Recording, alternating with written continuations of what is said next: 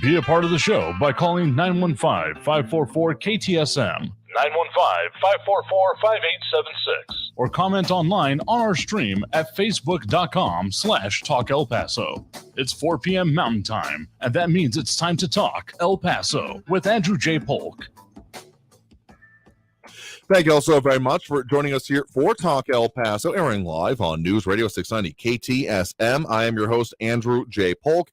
Thank you for tuning in, however you may be doing so, be it on air, online, live streaming through the free and reliable iHeartRadio app, or joining us over on the various social media pages that we're up on these days, facebook.com/Talk El Paso, the Talk El Paso channel over on YouTube, Twitter at Talk El Paso, or twitch.tv, Andrew J. Polk. It is the end of the week. For us, anyway. Yeah, there's technically more days to go, but this is our last live show for the week, for the month, for the year, as we are looking forward to 2023, of course, but still going to do that whole open line thing that we do. Now, it's not free for all Friday, but I think we've pretty well settled on Throwdown Thursday as we've done that this past couple of weeks. So what that means, for anyone unfamiliar with the concept, is that we are taking your comments, your calls, more of everything that we do usually at the end of the week, but as close as we can get here, and doing that both hours of the program. So if you're wanting to chime in, over social media is, of course, always a good place to do that. We can always add your 2 cents over on the comment streams that happen over there, be it Facebook, YouTube, Twitter, or Twitch. Again, under Talk El Paso or Andrew J. Polk, or others, frankly. There's a whole lot of ways to get at us, or getting on the phone lines, which, of course, have pretty well filled up already. Hey, we'll be doing that both hours of the program here, so if you want to get on there. And let me just say this, that if you want to disagree with me, that's fine. You don't have to agree with me. You don't have to like me, but please be clear on the concept. Louis Pinato saying something that he's been putting forth here for a while, saying, more callers and less pontificating, please. You do know I'm the host of the show, right? Like, there's this guy on Instagram a while back, hasn't messaged me back since, saying, you talk too much. And you know what? Sure, we talk here because the name of this is a talk show. This is talk radio. So if you're upset that the host is talking during a show, I don't even know really where to begin with that. Again, you can disagree with me, but at least be clear on the concept. Gotta say here. So we'll be taking calls, sure, but if you're like, no, you're not allowed to talk here, I'm gonna need you to at least agree on some definitions with me. Anyway, as we got, thank you, Austin Redford backing me up there, and more people chiming, including Amber Vonda, Robbie Flores. Good afternoon to you as well, and it looks like we're doing rock on out there. So again, the phone numbers, again, it's going to be full pretty much throughout the show, but best time for you to squeeze in will probably be at the end of a previous call, but make sure you got that number down. We got at the top of the screen there for you over in social media land as well. 915-544-5876, 915-544-KTSM. We weren't able to get to all the calls yesterday, but that's why we deferred to some today. So we have a caller that was on the line, but not quite able to get through us yesterday. So we do have Jerry in the Northwest on the line with us here right now. Jerry, thanks for calling back today. Well, thank you, Andrew, for putting me up first. I appreciate that. Yeah, certainly. You were literally the last in the line there, so I felt bad as we went a bit long with some of the things yesterday. So what's on your mind today? Well, I'm going to continue on with what you guys were talking about yesterday. Then I'd like to get into the Twitter files. Okay. There's not enough information coming out about the Twitter files on the national news network, the 3 big ones. Mm-hmm.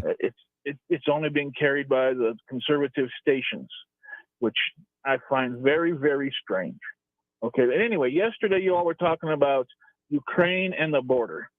Well, there is a congresswoman that is from Virginia, and her name escapes my memory right now, but she is basically saying that when you talk about the border and you talk about Ukraine and the money that should be going to the border instead of Ukraine, that you're helping the leader of Russia.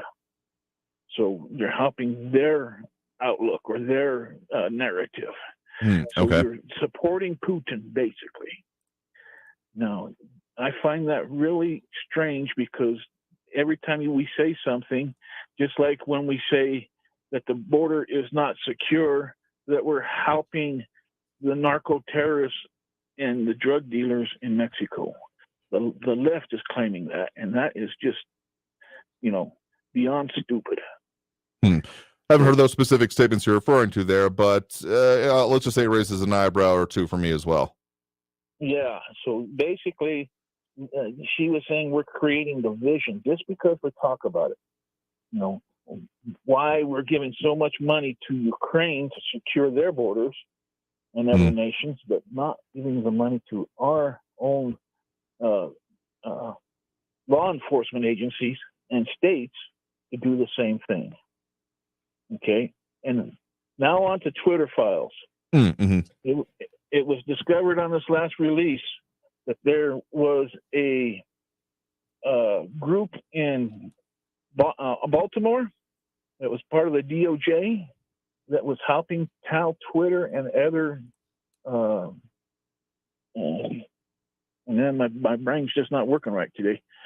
Other news agencies that are not the national news agencies that they need to control the conversation and not let those people that have a disagreement with what the narrative that's being put out by basically the Democratic National Convention or Democratic National Party, right, to control, to block those ideas and those thoughts, basically. Yeah, narrative control being one of the major parts that's been not exactly the sole through line throughout the different releases. And I'm trying to see if I'm up to date on the latest part of it here.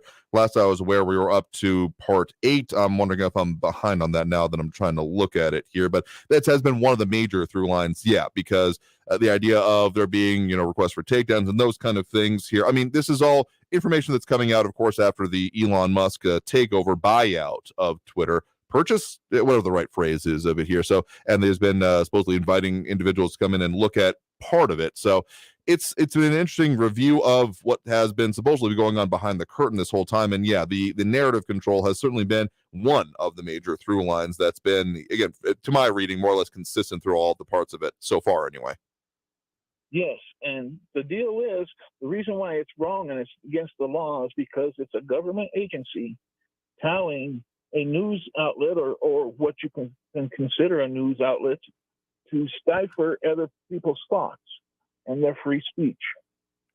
So, I mean, we've had some conversations even before this point, and definitely this last year wasn't one of the ones that made our top list, of course, that we came out with yesterday in our discussion with Estefania Seifert, with our news partners there at KFOX 14, about major news topics of the year. But honestly, it's been pretty well under the surface in a lot of ways of, again, censorship isn't strictly the right term, because oftentimes when that gets applied, it's about governmental control, what is being allowed to say or not say. But what I will say is that the way that online conversations, discussion has happened and changed even in these this year particularly, but really over the last few years, honestly, because the way things were able to be put out online. I mean, I remember even saying on this program previously that I wonder how much longer these FCC rules, guidelines, etc., are really going to be in place, because given how online conversations and the censorship or lack of control of language, particularly swear words, but of other subjects as well,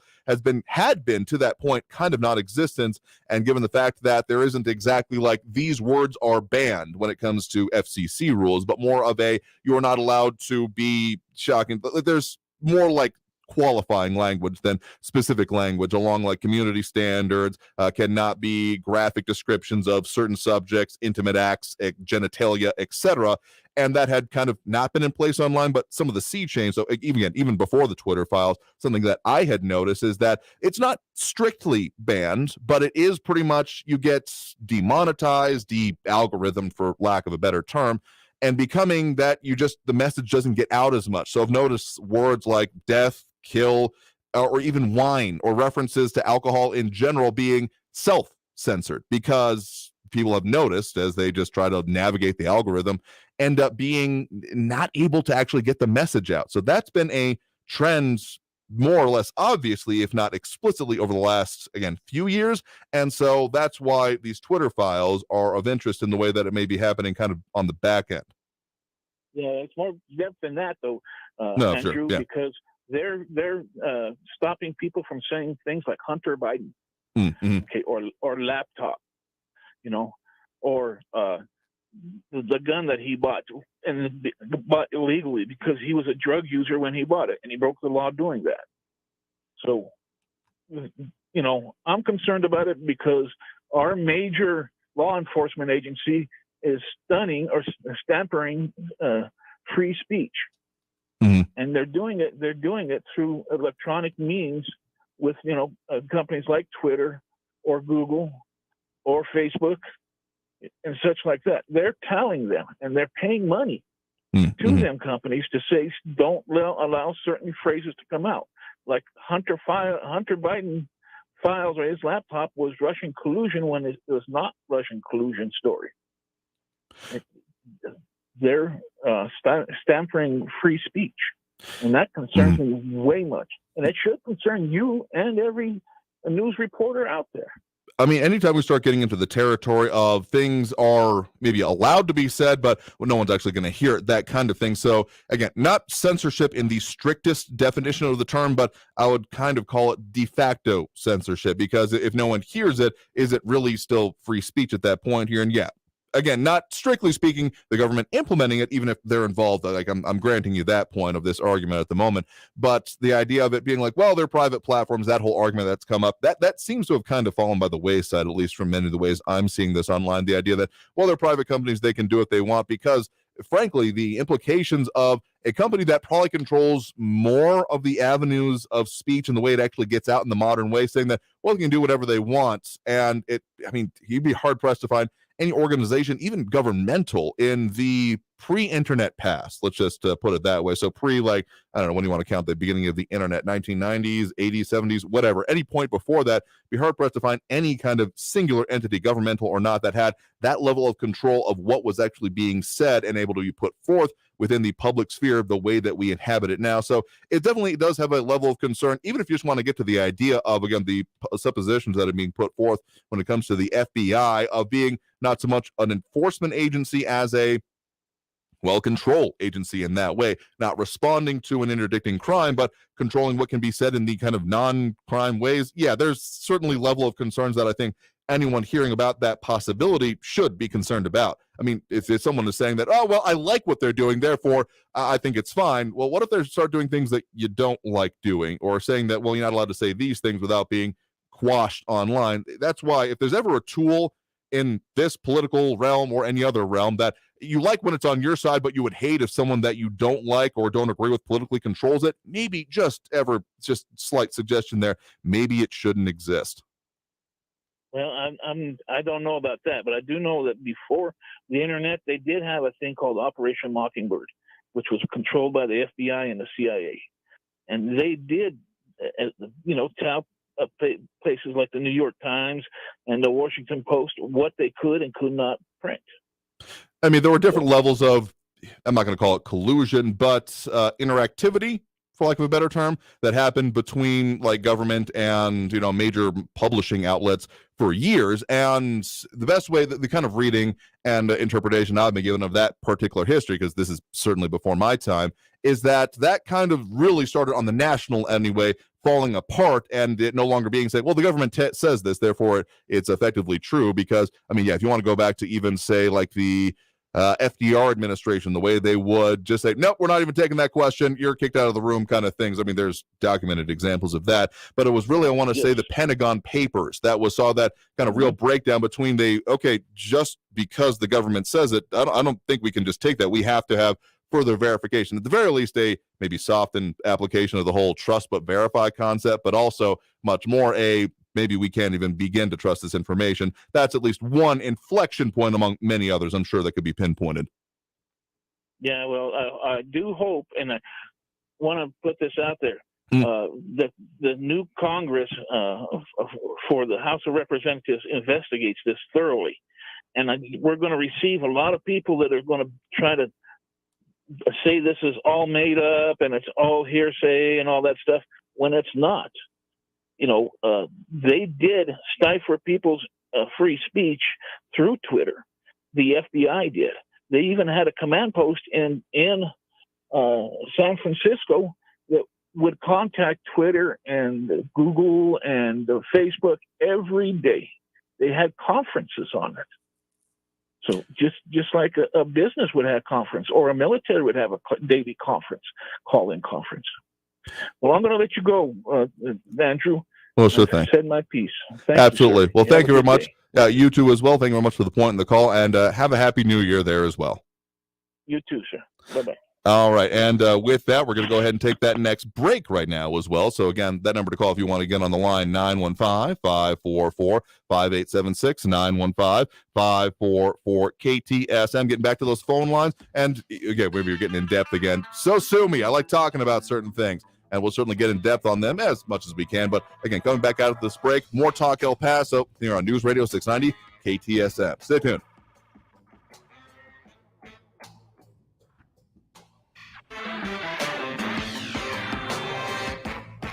Traffic all day. News Radio 690.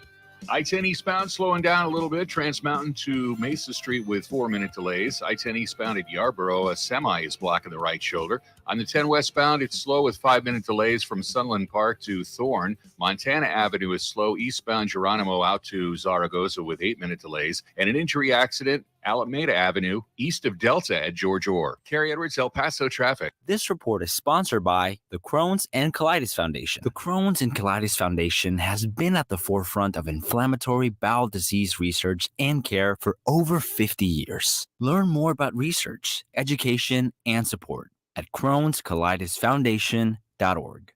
I never write reviews, but Navage is so amazing, I had to leave one. Nothing's ever cleared out my sinuses as well. I'm blown away by how Navage works. That's a review from Carrie, and it's one of over 100,000 online testimonials praising Navage. I'm Martin Hoke, the inventor of Navage Nasal Care, and I've talked about flushing out allergens, viruses, mucus, and germs. How Navage's powered suction can help you breathe better, and how your nose is the body's air filter, and Navage will clean it out. But don't take my word for it. What do people like Chad say, who wrote, Navage has helped clear out my nasal passages every single night. My wife says my snoring has gone way down. Snorefest be gone, unquote.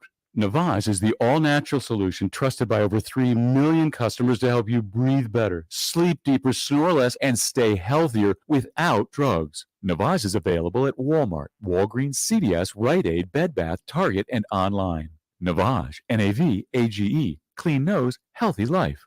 Hey, Texas! This time of year is all about coming together and enjoying time-honored holiday traditions or starting your own. This winter, make sure your fellow Texans, especially those with a serious mental health condition, know how to stay informed and protected from increased COVID-19 risks associated with serious mental illness. Getting vaccinated is pro-Texan protection against COVID-19. Visit www.vaccines.gov/search to find a vaccine provider near you. Do you find yourself stuck in a timeshare? Get the real facts about the timeshare industry and your options for cancellation. Chuck McDowell, founder of Wesley Financial Group, beat the largest timeshare company in federal court and has put together a free information guide that reveals the secrets the timeshare industry doesn't want you to know, including the 5 ways to get rid of your timeshare. Call now and get this timeshare cancellation guide absolutely free. Call 800-738-9900. That's 800-738-9900. Always just minutes away from the latest news around town and around the world. It's important to know what's going on, especially around the world. News Radio 690 KTSM. News Radio 690 KTSM El Paso.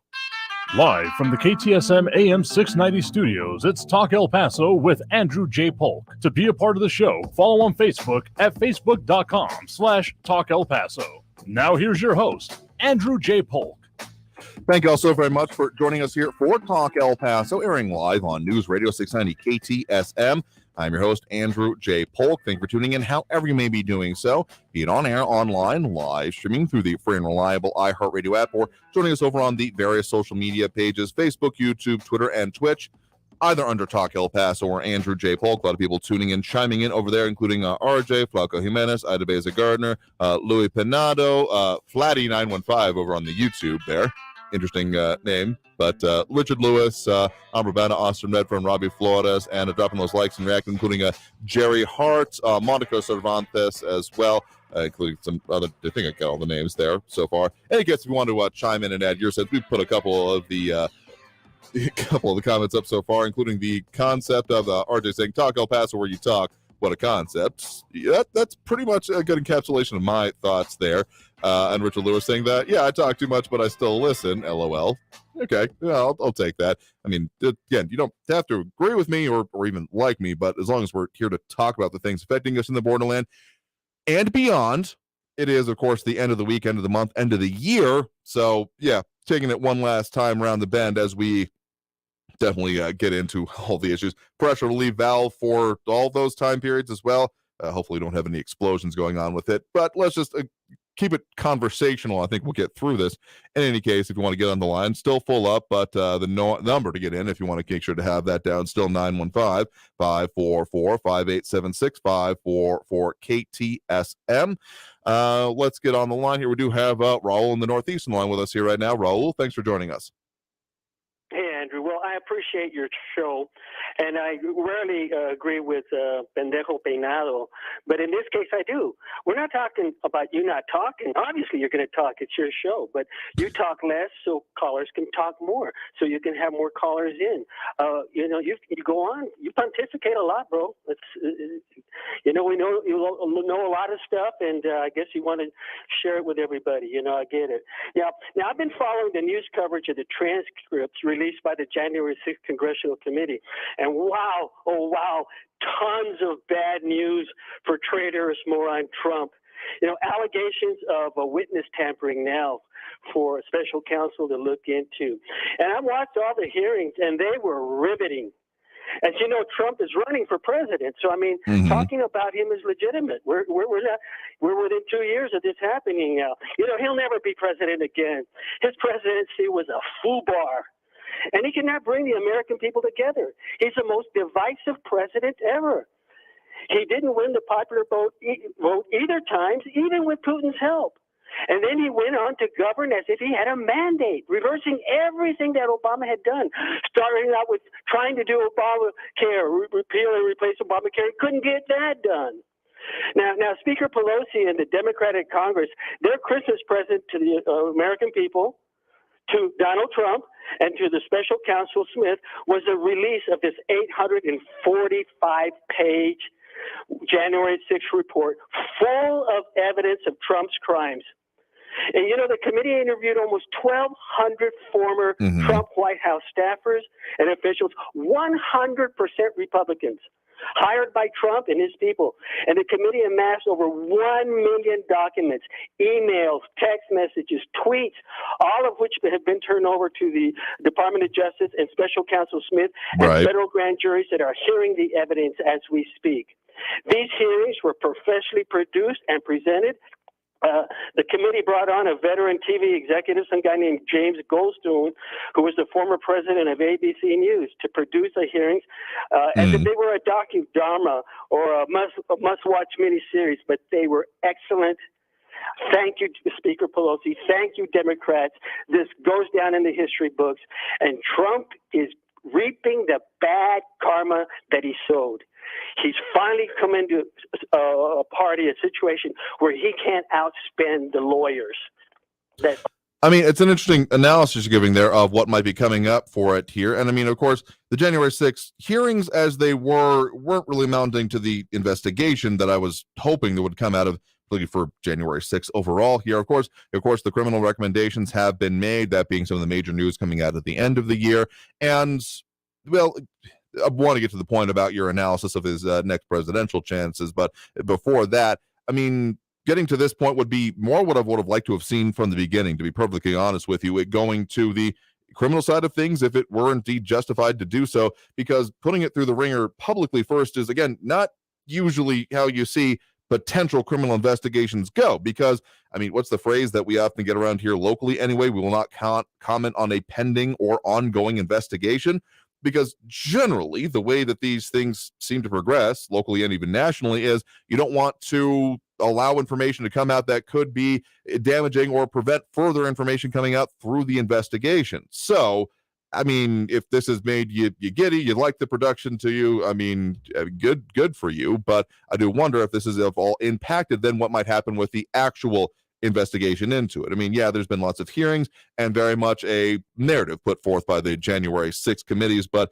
I just wonder if it's done any damage to any actual potential of it. Of course, there have been some prosecutions that have come out of previous criminal recommendations, and a lot of those weren't, I mean, they were progressing in their own right. The fact that the January 6th committee specifically waited until kind of the end of all of it, and that they're essentially, I mean, they have to end the production of it now, because that has already been announced, it's going to be dissolved by the incoming Republican control of Congress here. So I do wonder if that had been working for the midterms, because I mean, this was definitely a obvious part of the strategy to be a part of the midterms and put this forth as, why control should be kept that way, even though I think that's a mistake even at square one, because it all comes down individually and not necessarily, I mean, everyone loves their congressperson, everyone hates Congress, so to speak, in aggregate in general. I'm not talking about anyone's specific example. That's just the way it tends to go out across the country, for the most part, all politics being local, those kind of things. So this being put forth as an effort of why it should be kept around was, maybe not the best way in my mind. I would have structured it differently had I found myself anywhere near in charge of it. No idea how that would have happened, but hey, stranger things have, I guess. In any case, the situation is that the criminal investigations will happen or not. I mean, I think treating it like a slam dunk, even for that, this is definitely going to go then to prosecution, would be maybe a mistake. I mean, we've got indictments potentially next, at least one comment coming in on that there, I believe, and then potentially to further, trials and things like that. I mean, he's under criminal investigation for other issues, including classification, other issues involving the organizations, Trump Organization, etc. So we'll see how these all work out. We'll, of course, be paying attention to that. But to your point about, as I mentioned before, I want to make sure to get to the chances of the former president in this next time around. The reason I'm going to say that I don't necessarily buy it right now is not for anything specifically about the issues we've talked about right now, but I remember that phrase coming up quite often, or the concept more accurately, I guess I should say, about, he doesn't have a chance in heck. I heard from some very learned people, both people I know locally and national talking heads, that this candidacy is a sideshow. It won't have much room. It'll get quashed out. I mean, look at what happened to Michael Dukakis, is always going to live rent-free in my mind as being the candidate that ended up getting quashed because he took a goofy ride in a tank one time. I mean, that's how things used to be. If you weren't playing the game and weren't being able to be taken seriously, it wasn't going to go anywhere. And like it or not, there has definitely been a lot that has changed in the way politics can be done, given the way Donald Trump came through. I mean, there have been many, many quote-unquote rule books written on the idea of how you can get into politics and how you can win a presidency. I mean, I've got more than a couple on my bookshelf here and at home in the office as well. And a lot of that just kind of didn't apply this time around. So that's the only thing I'm going to caution here is, like, again, I heard from a lot of people, both in my industry, in the places I was working, and that we were hearing from and doing interviews with, that this candidacy won't go anywhere. There's no chance. While I think fundamentally misunderstanding certain aspects of it, treating it as politics as usual, I think, and continues to be a mistake, because frankly, there's been again, John Browson on the congressman. I was, again, not talking about you specifically, but in general, in aggregate. Your mileage may vary, but that's the way the voting keeps ending up happening. Everyone hates Congress, but they still tend to reelect their congressperson in the local areas. So, no, I'm not talking about you specifically, John, but yes, that is a further example of why, if you're unhappy with what happened, you need to make sure you're actually doing something about it, going out and vote, organizing those, etc. Not trying to pick on you, but I knew someone was going to say that. In any case, discounting and just completely saying, nope, there's no chance of it. I heard a lot of that going into the 2016 election, a lot of it. And a lot of people, I think, maybe have fundamentally misunderstood the way it was even structured. The ones that saw like The Apprentice or even the birtherism, whatever you may think of it, as flukes, as that's just, random things that have no connection, when that was more or less the political organization going on. It wasn't a bug, it was a feature, so to speak. That those were just the kind of surface moments that you could really see, while there had been essentially a constituency being built outside of the general channels and therefore the public eye. And so to think that will just be destroyed, dismayed, I'm sure more has been done in regards to it, because there's been, of course, a lot of seeking to apply or appeal to that constituency by more mainstream or just other Republicans, other politicians in general. But to say that, nope, that certainly can't happen this time around, I think is going to be Well, I think you're underestimating it at your own peril and to everyone else's as well, to not take it seriously at the very least here. So that's the only thing I got to say going into 2023 as, yep, we're already back in the campaign trail. I will fully agree with you on that point. And so we'll keep talking about these things as we get further into the year. So with that, I think we do have to take this next break. So thank you for the point and the call and your interpretation of these things. We do these things, and I'm so appreciate it in its own order and measure. But got to take that next break right now. Coming out of this break, we'll get to more calls, more comments, more of everything we do during Fridays. Well, usually during Fridays. Thursday today, last show for the week, month, and year. Looking forward to 2023. So again, if you want to get on that line, that number to do so is 915-544-5876-544-KTSM. Back after this break with more Talk El Paso here on News Radio 690 KTSM. Stay tuned.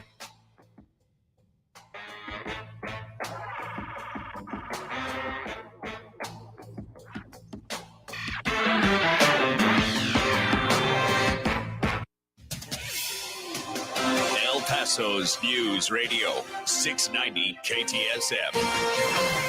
Hello, everyone. This is Robert Olgain with your KFOX 14 News Update. Southwest Airlines says it expects to return to normal operations by Friday, after slashing about 2/3 of its schedule, including canceling another 2,300 flights today. That's also impacting flights at El Paso International. But Southwest says it is struggling to recover after being overwhelmed by a winter storm that left hundreds of pilots and flight attendants stranded and out of position to operate flights. It's likely that more than 1 million passengers were affected. A century-old brick building in downtown El Paso is being torn down due to safety concerns. The building had been home to the J&J shoe warehouse. It burned down earlier this month. According to city engineers, the building was extremely vulnerable and at risk of collapsing. Crews were taking down parts of the facade yesterday. Still no cause on that December fire. This has been your KFOX 14 News Update. I'm Robert Olgain. News Radio 690.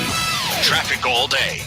Watch for an accident Gateway West at Hawkins. A multi-vehicle accident there has 2 vehicles in the left lane, stay to the right. I-10 eastbound at Yarborough, a semi blocking the right shoulder. Slow traffic on the I-10 eastbound Trans Mountain down to Mesa with 5-minute delays. And it's a 10-minute delay on Montana Avenue eastbound from Trowbridge out to Zaragoza. Carrie Edwards, El Paso traffic. From the KFOX 14 Severe Weather Center, this is Chief Meteorologist Sandra Diaz. Once again, another system will swing through tonight to bring us a chance for some rain and more clouds. As we get to Friday, though, looks like an improvement will take place rain-wise, but the winds will remain breezy to windy for Friday and Saturday. Sunday into Monday, our next system moves in, giving us a much better chance for some rain on Sunday and some stronger winds by Monday. Log on to kfoxtv.com for your latest forecast. This report is sponsored by Unbound.org. Right now, there are young people across the world facing a tough choice: continue their dream of education or drop out to help their family put food on the table. You can help change their future in a single moment. See how far your support can go at Unbound.org. On a busy construction site, things can be misinterpreted. Bring in the bulldozer can sound a lot like, "Building looks mediocre. Designs need a do-over." or even, "Install a roller coaster? Okay." be on the same page at every stage with Autodesk, from the designers to the field crew to the owner of the finished building. Autodesk Construction Cloud gives everyone clarity. Now, can we actually bring in the bulldozer? Join Brian Birds of eXp Realty Sunday mornings at 7:30 for Real Estate Tips with Brian. Every week, Brian shares expert insights on the current market, along with advice to make buying and selling a home a stress-free experience. Tune in Sunday mornings at 7:30 a.m. for Real Estate Tips with Brian. Hey, El Paso, have you heard? To sell your home, guaranteed. Call Brian Birds. Go to BrianBirds.com. Before, many El Paso families traveled out of town to fight children's cancer. Now we are improving outcomes with the only certified children's oncology group center in the region. From Deming to Fort Hancock and everywhere in between, there's only one El Paso Children's Hospital. Nearly 3,000 teen drivers die in car crashes each year. Tire Rack Street Survival is designed to save lives. The one-day hands-on driving school gives teens experience in car control through exercises that include emergency braking and skid recovery. Find a class near you at TireRack.com/survive. This report is sponsored by Tire Rack. Freedom of speech lives here. To me, freedom of speech is being able to say anything you want. El Paso's News Radio, 690 KTSM. El Paso's News Radio, 690 KTSM. Live from the KTSM AM 690 studios, it's Talk El Paso with Andrew J. Polk. To be a part of the show, call 915-544-KTSM or follow on Facebook at facebook.com/Talk El Paso. Now here's your host, Andrew J. Polk. Thank you all so very much for joining us here for Talk El Paso, airing live on News Radio 690 KTSM. I am your host, Andrew J. Polk. Thank you for tuning in, however you may be doing so, be it on air, online, live, streaming through the free and reliable iHeartRadio app, or joining us over on the various social media pages, facebook.com/Talk El Paso, the Talk El Paso channel over on YouTube, Twitter at Talk El Paso, or twitch.tv. Comments coming in there, including Marcus Hickman saying, go UCLA Bruins, win the Sun Bowl tomorrow. Yeah, that's coming here too. So there's always a lot more stuff going on in the community than we even get to. So appreciate your shout out to your favorite team there. I was trying to remember the last time I went to a Sun Bowl. Definitely went to one in like elementary school, but I've been to the Sun Bowl, like the space, if not the event, more recently than that. But don't remember the last time I've actually been to a Sun Bowl itself. I'm assuming it's been more recent than that, but I can't find any exact evidence that I have, or remember any exact games. I watch a lot on TV, so it gets a little bit blurry, I guess. In any case, hope you have fun there and go to the game, or at least enjoy it. And as one of those year-end traditions we have going into the new year in 2023, as we're kind of down toward that. So yes, the last live show of the year for us here. Gonna have some replacements in before next Tuesday, but that's why we're doing the whole free-for-all thing, or Throwdown Thursday. Open lines in any case, whatever you call it, whenever it's happening, and that's what we're doing today. So phone lines full up at the moment, but again, if you want to get on the line, squeeze in a little bit later, the number to call is 915-544-5876, 915-544-KTSM. Lot of different commentary and comments coming in there, so I do appreciate dropping those likes and reacts. That definitely help us with those algorithmic things that we certainly appreciate. Richard Janicek, Amber Banda, Jerry Hart, Ida Beza Gardner, Robbie Flores, Flaco Jimenez, Monica Cervantes, and Victor Hernandez. Do appreciate that. Let's get back to those phone lines now. I think we addressed some of the things there, including, again, John Brazelton's disagreeing with my comment that in general people hate Congress but love their congressperson. I'm talking about like polling statistics, not trying to say that's how you feel personally. You're certainly entitled to your opinion, but if you want to see that opinion change, you organize, is all I'm saying. Anyway, we do have who we got on the line here right now. We do have John over in Central on the line with us here right now. John, thanks for joining us. Hello, Andrew. Hey there, John. What's on your mind? Okay. Since this is the last talk show of the year, I like to. This call will be a positive, upbeat call. Okay. I caught your the Saturday, the 24th encore program with Mr. Lovell. Oh yes. It was great. I enjoyed it. I think that was recorded back on Memorial Day this year. Yeah, I think that was closer to around May, if I'm remembering my recording times right here. But yeah, definitely in the first half of the year. I didn't catch the original one. I was able to tune in on last Saturday. I really enjoyed that. Oh, greatly appreciate it. Yeah, that's he's referring there to the El Paso History Radio Show, which I do also host, but we don't necessarily refer to each other on the other programs here. But yeah, we've been reviewing some of our best episodes of the year. So this most recent one was, but right before, but on the occasion of the retirement of Kevin Lovell, the longtime then general manager for KVIA TV. Yes, I did happen to work there, but it's on his retirement we were doing it, so it wasn't like a buddy interview. It was about his time and some of the major changes he'd seen over his total tenure being a general manager and otherwise news person and adjacent person in town. I know. Points that I think were brought up in that Saturday. I think he talked about journalism in El Paso. He also talked about the past anchors. Yes. That was great. And then the one I really enjoyed hearing about was, I think it was the top stories that Mr. Lovell covered or was involved as manager. I think the one I really enjoyed, and I was born. I was, I think, 12 years old when Texas Western Miners won the NCAA championship. Mm-hmm. Is that in 1965? 66, I do believe. Okay, I must have been 12 then. Okay, I remember watching it with my pop here in Central. I think that was a Thursday night. Was that a Thursday night? Were you able to watch that, or maybe you weren't? You're young. Oh, that is well before my time, so I'm not going to know the exact date of the week offhand myself. Let me see if I can find it here, though. I think it was a Thursday night. I remember it was in the evening. And let me see. I was going to say about that was that I still have memories of that. I used to have the I think Sports Illustrated had the cover. I think they were. I forgot who the player was who was dunking the ball. The Sports Illustrated cover. I used to have that one. I forgot. I don't know what happened to it. But anyway, I enjoyed that, and well, okay, that's about all I got today. I'll let other people. I'm gonna, like I said, this is a positive, upbeat. Yeah, fair enough. I think we have enough calls that are angry, complainers, name calling. Might as well. It's good to kind of end the year in a positive note. Well, I appreciate that and your feedback on some of these things. And just to answer your question, looking up the Googles, the 1966 championship game in College Park, Maryland. On March 19th, 1966, the underdog Texas Western College defeats Kentucky 72-65.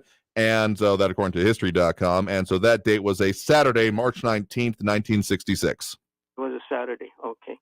Okay. Also, this is a time for New Year's resolutions, too. I'd like to. Sure. I'm going to, my resolution is to be more understanding of the progressive callers, seeing that the callers, I don't know about the website. I never get into the website, but I do call in. I think they're outnumbered, I don't know, 7 to 3 or so, or anything like that. I'm going to be more understanding of their positions, their calls and everything. See, maybe I'll change my mind. Who knows? Maybe I'll become a progressive. Okay. Okay. I mean, I'd certainly find a level of understanding, though. I would say a phrase I think about a lot is a wise mind can entertain a thought without necessarily accepting it wholeheartedly. So, but I'd say that understanding is something that we could use a bit more of in this world. So I appreciate the thought, certainly. Okay. And everybody enjoy your New Year's weekend. Okay. You too as well. Have a good one there, and talk to you more in 2023, I'm sure. Bye. All right, have a good one there.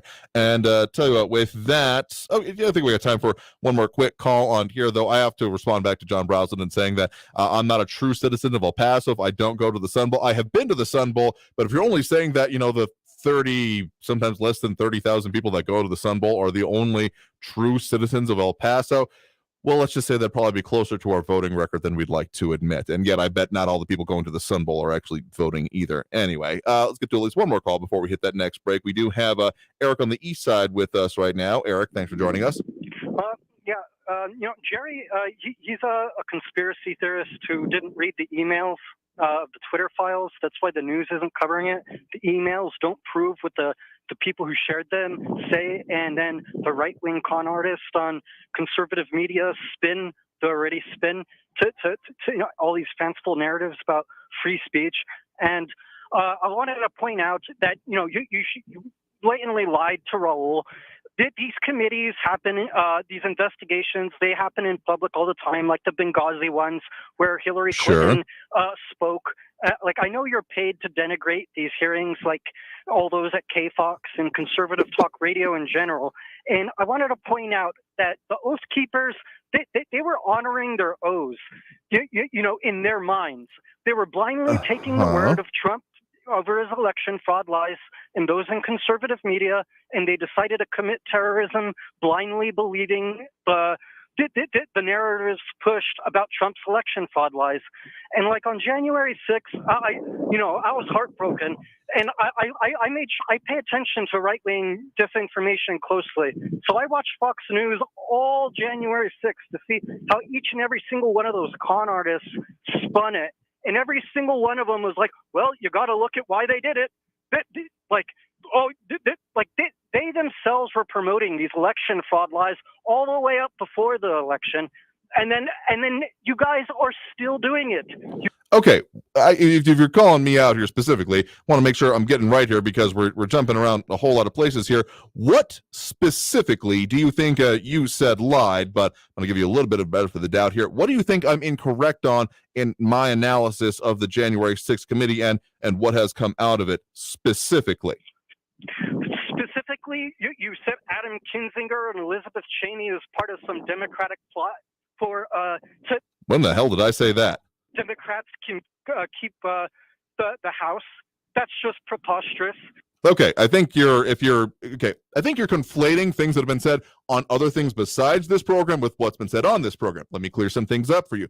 What I've said is that I thought it was a more or less tactical error previously. Anyway, I didn't even say that today, but if we're going deep into the well here, let's go ahead and pull up that bucket.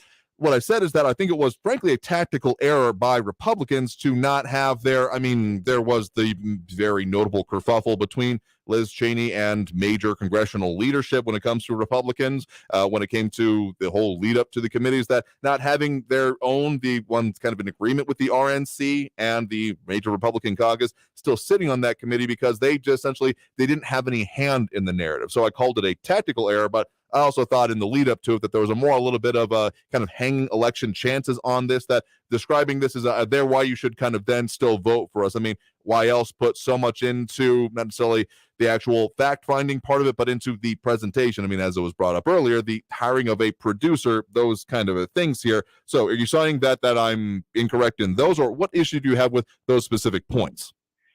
You said Rudy Giuliani's testimony under oath that Trump lied about Bill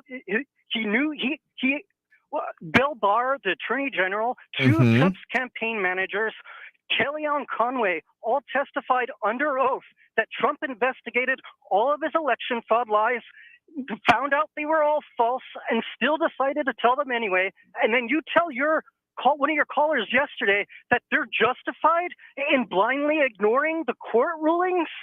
I don't think you're talking about this show, my dude, because I didn't talk about Giuliani, Kellyanne Conway, or Bill Barr at all yesterday. So again, to the points we have specifically talked about, because if you're wanting to scream at any other host, I would encourage you to, well, maybe not encourage you, but suggest you do that to them. But the points that we've actually talked about here, again, if you're going to treat this program as has come up previously, I haven't specifically addressed this to you, if you're going to treat this show as a whipping boy for all the other programs here, and you want to come and use this as this is not the Festivus show. This is not an airing of grievances. If you want to talk about the things we are bringing up here, but if you're going to try and, lay that dead animal on our doorstep, you're not my cat, and this is not the place to do that. So of the specific points we have brought up, to the point about January 6th, Republicans maybe having made a tactical error of it, and there maybe being a little bit more re-election hopes wound up into it, what issue do you have with those specific points? You said that their testimonies under oath proved nothing,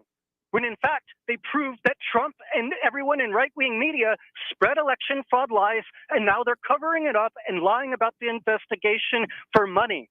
Okay, first up, never said that they didn't prove anything, but that this is, the repercussions that come out of it, we keep digging further into the past year. So I think this goes back to something that you've been ticked off for a while now, saying that I've been lying about this. What I have said about the January 6th committee is that the repercussions coming directly from it are fairly limited. They could, of course, suggest removal from office, further impeachment, which, of course, is a moot point, as they can no longer do that. He is out of there. There could, of course, be contempt of Congress, which is, who was it? Steve Bannon, of course, notably having that imposed upon him for his actions, lack of response, etc. That was something done for him, but that the direct consequences coming from this are kind of limited because it takes referral to another body and them going through their own investigation to actually come to any kind of things. I mean, what issue do you have with that, or what do you feel is incorrect with that? You know, I just encourage your callers to keep pressing you on this, Pope, because you're trying to have your cake and eat it at the same time. You're pandering to these conspiracy theorists, and then you're trying to play it off like, oh, you're not. I mean, dude, if you can't actually answer the question, you can just say that. Because if you're wanting to badger and say that, well, you're bad people and therefore you should deserve all the yelling I do at you, no. That's not what this is. That's not discussion. And frankly, if what you're wanting to do is, if someone disagrees with you and you can't handle that, and to the further point, I don't always disagree with you. I want to make it very clear about that. There are some points we have actually agreed upon, but that, I guess, is not neither here nor there for you. Because the fact of the matter is, I don't think you're actually interested in discussion. I think you're interested in capitulation and someone saying, nope, you're right, and therefore I can't say anything else. And that's never going to work here. I would like to find points of agreement, but if you're just going to say, well, I don't like the way you're saying it, therefore you're wrong, good luck with that, assuming that you're very fun at parties. So with that, we've got to take that next break now, probably going through straight at the top of the hour here right now. Do appreciate the point in the call for what it's worth, at least a chance to discuss these things in part, but discussion involves talking back and forth and not just listening and not just waiting to speak. Let me put it that way. So I got to take that break at the top of the hour now. So coming out of this break will be top of the hour news as well. We are going to be going back to more of the phone calls. So again, if you want to get on the line, 915-544-5876, 544-KTSM. Back after this break with more Talk El Paso here on News Radio 690 KTSM. Stay tuned.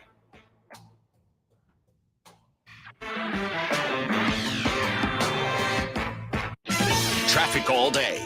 News Radio 690. El Paso freeway traffic looking pretty good right now. No major crashes. That earlier accident on Gateway West at Hawkins has been cleared. All lanes are back open. I-10 eastbound, Trans Mountain down to North Mesa is a 5-minute delay. 11-minute delays on Montana Avenue, Trowbridge eastbound out to Zaragoza. And an injury accident downtown San Antonio Avenue at Cotton. Kerry Edwards, El Paso traffic. This report is sponsored by Lowe's. Stock up and save big now store-wide at the Lowe's Truckload event. For a limited time, get up to 50% off select tools and accessories from the brand you trust. While supplies last, selection varies by location, valid 12/29 through 1/11.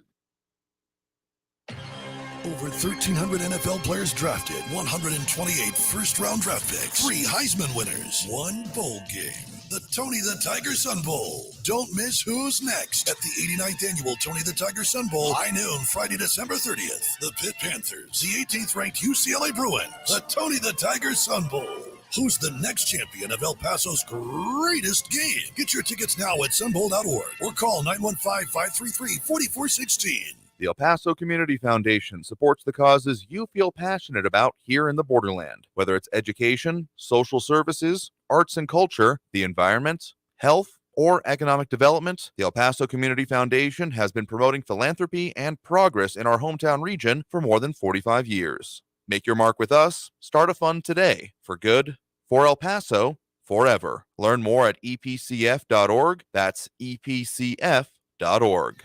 The Where Were You in 92 podcast brings you back to the year of big butt anthems, achy breaky hearts, and grunge. Take an audio trip back in time to relive the wildest, most eclectic, and controversial 12 months in music through interviews with critics, industry bigwigs, and the artists themselves. Take me back to a magical time when music was magic, and I had completely burned that to the ground. Listen to Where Were You in 92 on the iHeartRadio app or wherever you get your podcasts. Some people got COVID and thought, well, that wasn't such a big deal. But you can get COVID again, and next time it could be worse, especially for those 50 and older, or with a chronic condition like heart disease or diabetes. But with an updated vaccine, you have better protection from COVID's worst outcomes. And that's a big deal. Find updated COVID vaccines near you at vaccines.gov. We can do this. Paid for by the U.S. Department of Health and Human Services. Hey, Texas, did you know that individuals living with serious mental illness are more susceptible to severe COVID-19? Visit covidvaccine.texas.gov for vaccination resources to help reduce the risk and keep yourself and your fellow Texans informed and protected this holiday season. Stay healthy, Texas. Save now on appliances and more at the Truckload event at Lowe's. Right now, get a 15-quart Project Source storage tote for free when you buy a 66-quart storage tote. Shop the Truckload event in-store or online today. Exclusions apply while supplies last. See Lowe's.com for details. Valid 12/29 through 1/4. News on the hour and a half. Traffic and NBC weather News all Radio. day. I'm Chris News Carson. Radio International 690 is star KTSM AM El Paso, an iHeart radio station. Hospitalized due to cancer. Pele is considered by many to be the greatest soccer player in history, claiming more than 1,000 goals. The forward won his first World Cup at age 17 and would do so 2 more times, the only player with such a trophy count. Progressive lawmakers are criticizing the Department of Transportation over the Southwest Airlines meltdown. More than 15,000 flights have been canceled by the airline over the last week. California Congressman Ro Khanna questioned the Transportation Department's handling of the debacle, asking why the agency failed to impose fines and penalties on airlines for canceling flights months ago. He said doing so could have avoided the issues with Southwest. Khanna had previously urged Transportation Secretary Pete Buttigieg to use more of his power to go after unfair and deceptive practices by the airline industry. Former Pope Benedict's condition is serious but stable. That's according to an update from the Vatican today. In a statement, it said Benedict is absolutely lucid and vigilant. Pope Francis is renewing his invitation to pray for him in these difficult hours. The 95-year-old Benedict resigned in 2013, becoming the first pope in about 600 years to step down. Wall Street is closing with stocks in the green as investors look to next year. Natalie Migliori reports. Market's on track for its worst year since 2008. The market hit higher following the Labor Department reporting an increase in jobless claims from last week. At the closing bell, the Dow Jones gained 345 points, the S&P 500 rose by 66 points, and the Nasdaq gained 264 points. I'm Natalie Migliori. The Biden administration is approving a potential $180 million arms sale to Taiwan. The State Department says the deal includes the sale of anti-tank mine-laying systems and related equipment. The systems are capable of scattering anti-tank mines from a ground vehicle or helicopter. This comes as China is increasingly asserting territorial claims over Taiwan. I'm Chris Coraggio, NBC News Radio. New York State's first legal recreational marijuana shop opened today in New York City. The nonprofit called Housing Works started selling weed at 4:20 p.m. at a store on Broadway in the Astor Place neighborhood of Manhattan. Marijuana was legalized last year in New York, but it's only just now that legal dispensaries are allowed to open. Many more are expected to open in New York City and elsewhere in the state early in the new year. Lawyers are getting ready for the trial of an Atlanta rapper who's accused of being the leader of a street gang. More now from Liz Kennedy. Jury selection is set to begin 1 week from today, January 5th, in the upcoming trial for Jeffrey Williams, who goes by the name Young Thug.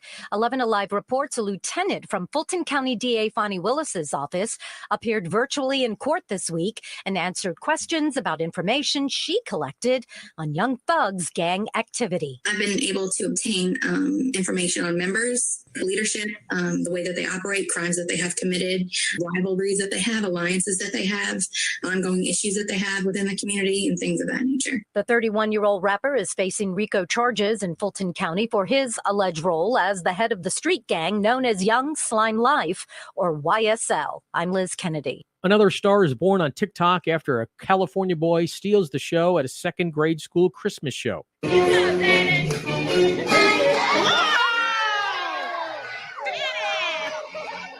Jaden, a student at Beechwood Elementary in Menlo Park, was recorded dancing his best TikTok moves at the concert while the crowd cheered him on. The video went viral and racked up more than 700,000 likes since a parent at the school shared it. The young boy, decked out in 49ers gear in the video, also caught the attention of the San Francisco football team with its team account writing, "Okay, Jaden, we see you." I'm Chris Coraggio, NBC News Radio. The music we listen to all year long. The anthems that were our soundtrack for 2022. And the stars who made the songs we love will all be celebrated March 27th, live from Los Angeles. Let's get it started. Get ready for our 2023 iHeartRadio Music Awards, coming back to Fox. This report is sponsored by Lowe's. Stock up and save big now store-wide at the Lowe's Truckload event. For a limited time, get up to 50% off select tools and accessories from the brands you trust. While supplies last, selection varies by location, valid 12/29 through 1/11. Hi there. I'm getting paid to talk to you, and yet I'm the most boring person I know. Isn't that unfair? Yes, it is. Of course, you could join me, Just start a podcast with Spreaker from iHeart. If you've got something to say, they'll help you monetize it. And I bet you've got more to say than I do. I have literally nothing to say, and I'm loving life. Spreaker.com. That's SPREAKER.com. Get paid to talk. Want to get 7 streaming services for the price of 1? Sign up for a smart bundle that'll stimulate your brain. Featuring Curiosity Stream with the best documentary films and TV shows. Nebula for thought-provoking content from your favorite creators. And One Day University with the best lectures from the country's top professors. And so much more. It's perfect for families with all kinds of interests. And great content for kids. It also makes a perfect holiday gift. Now at 40% off, get all 7 services for only $3.50 a month. Sign up now at smartbundle.com.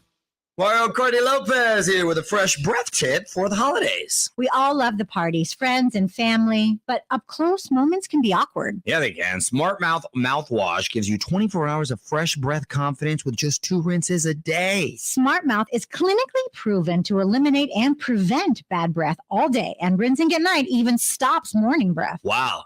Give yourself the gift of holiday confidence with Smart Mouth. Find Smart Mouth at your favorite retailer or at smartmouth.com/radio. Only the free iHeartRadio app gives you access to everything you love, from the stations that keep you company, the music that keeps you singing along, to the podcasts that keep you entertained. Not to mention chances to win cash and once-in-a-lifetime artist experiences only on the app. And it's always 100% free. Only iHeartRadio gives you access to the music, radio, and podcasts you love. Download it for free in the App Store. iHeartRadio. News Radio 690 KTSM El Paso. Live from the KTSM AM 690 studios, it's Talk El Paso with Andrew J. Polk. To be a part of the show, call 915-544-KTSM or follow on Facebook at facebook.com/Talk El Paso. Now here's your host, Andrew J. Polk. Thank you all so very much for joining us here for Talk El Paso, airing live on News Radio 690 KTSM. I am your host, Andrew J. Polk. Thank you for tuning in, however you may be doing so, be it on air, online, live, streaming through the free and reliable iHeartRadio app, or joining us over on the various social media pages we're up on these days, facebook.com/Talk El Paso, the Talk El Paso channel over on YouTube, Twitter at Talk El Paso, or twitch.tv, Andrew J. Polk. You are more than welcome to be here as we continue our mission to A, have live local talk radio here in the borderland, and B, talk about the things that affect us here, and okay, for today and beyond, because we're doing that whole open line thing, last show for the day, week, month, year. Okay, last show for the day doesn't really make sense, but you get the rest of it, as we are definitely talking about all the things of importance to you, and I guess kind of year in review, though. I guess we did more of that yesterday, but we got those lines open. Is the most important part for you to know is I guess we're calling this Throwdown Thursday in lieu of Free for All Friday, because we won't be in the studio tomorrow or Monday, but back with more live shows on Tuesday, first Tuesday of the new year, 2023. So a lot of commentary going on there, and a lot of people tuning in, chiming in. Do appreciate the thoughts and ideas coming through there, including Louis Panado, Ion Graham, Richard Genesee, Gumber Banda, Jerry Hart, Ida Beza Gardner, Robbie Flores, Flaco Jimenez, Monaco Cervantes, and Victor Hernandez. And again, if you're interested in actually talking about the things, if you just want to beat up verbally on people, we're going to tend to move on from that. But if you have a point you want to make, something to discuss, something of importance to you, or pretty much always welcoming that. More focus on the local aspects of it, as Richard Genesee said a little bit earlier. Definitely this talk show is local. Of course, we do open this up. I call this airstrike on myself every Friday. But let's just say that, we're here to talk about the things. And if you want to do that, you're in the right place. Anyway, Sean Gardner chiming in there saying a good afternoon. Hope you had a Merry Christmas and hope you have a very happy and safe New Year to you as well, certainly.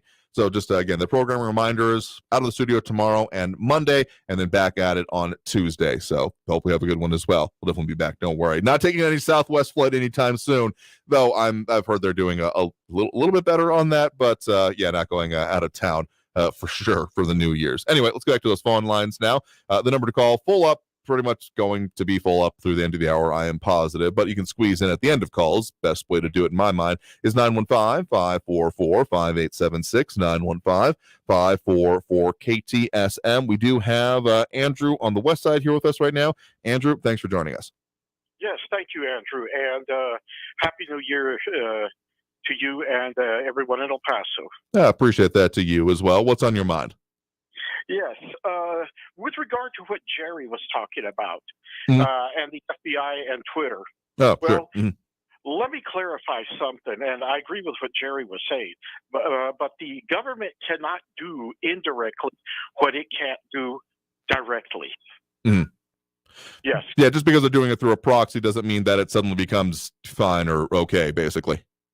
That is correct. It is 100% illegal. It is violation of the First Amendment. In other words, you can't go around. You can't do it directly. If you can't do it directly, you cannot do it indirectly.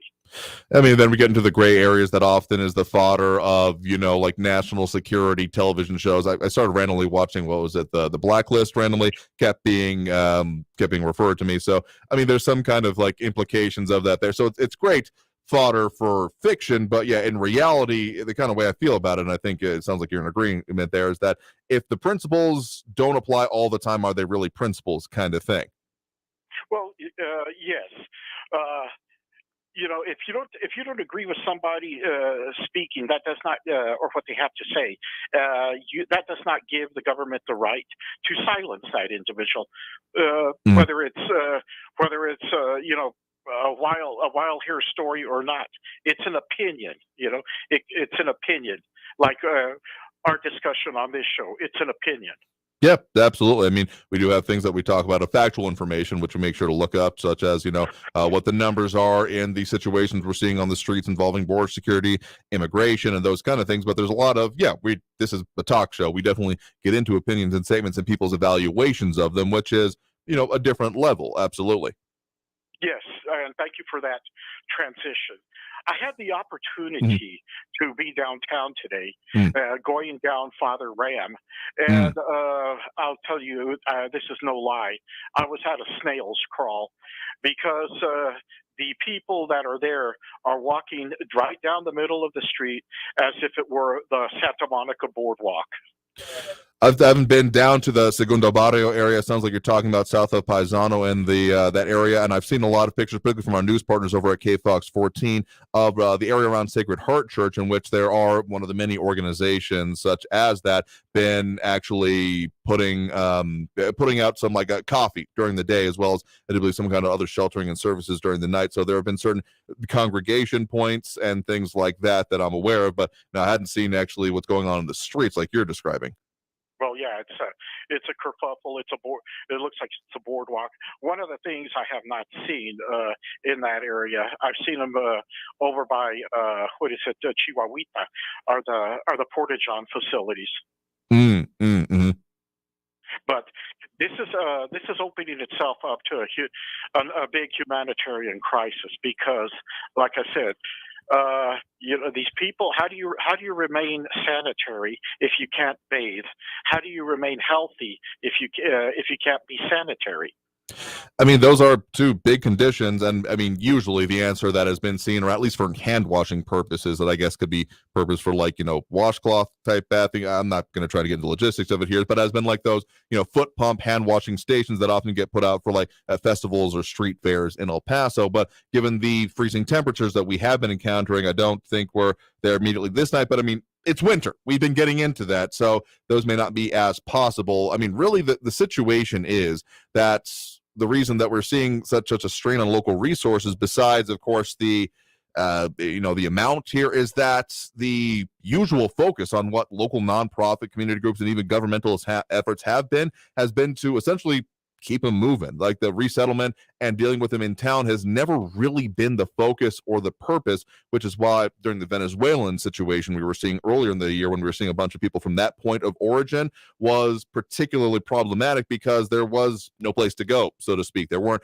the connections, the sponsors, for lack of a better term, though I don't like to use it in this circumstance, but context where they could either go, wait, have community support in those areas from friends, family, employment, those kind of things. That's not really what, again, the groups, organizations, etc., are geared towards in this area. So that's at least part of the problem. And it kind of leads to the question you're putting there, what about other, I wouldn't say that bathing is a basic sanitation, but a slightly more advanced one than you usually deal with when dealing with people on the streets. But yeah, we're starting to encounter that. I'll definitely agree with you.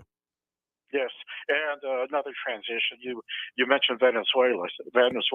Mm-hmm. The ones I've talked to do not, and I'll repeat, do not like this current president, nor did they like Hugo Chavez either.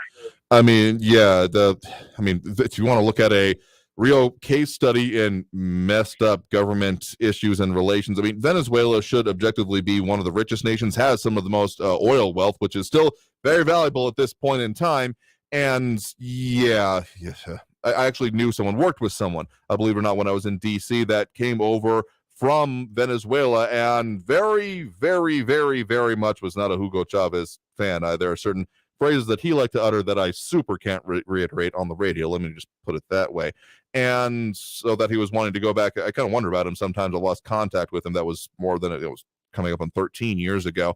Hope he's doing all right, because he was going back there to be a working journalist, to report on these things. So I often think about him whenever these stories come up. And the fact of the matter is that, yeah, he had some populist support behind him, enough people willing to show up and protest in support of him. But I mean, the whole economic analysis and what has happened to the country since is pretty apparent in a lot of ways. Yes, I agree. Well, let me add this also. I don't mean to be negative to people, but our dear friend, the absent-minded Professor Eric from the East Side. I do respect his right to speak, but he engages also in a lot of logical fallacies. Oh, certainly. But anyway, so much for that. Andrew, I turn the mic back over to you. Have a good weekend, and Happy New Year to you, Raul, and Frankie and Eric. Have a good one. Absolutely. To you too, and Happy New Year. Talk with you more in 2023, I'm sure. May 2023 be much better for us all. Absolutely. Well, thank you very much for the point in the call. You have a good one. Roger that. All right. And with that, let's squeeze in at least one more call here right now. Because, of course, we're taking these calls and doing the whole thing through the end of the show here. Again, that number to call, 915-544-5876, 544-KTSM. We do have Mike on the east side with us right now. Mike, thanks for joining us.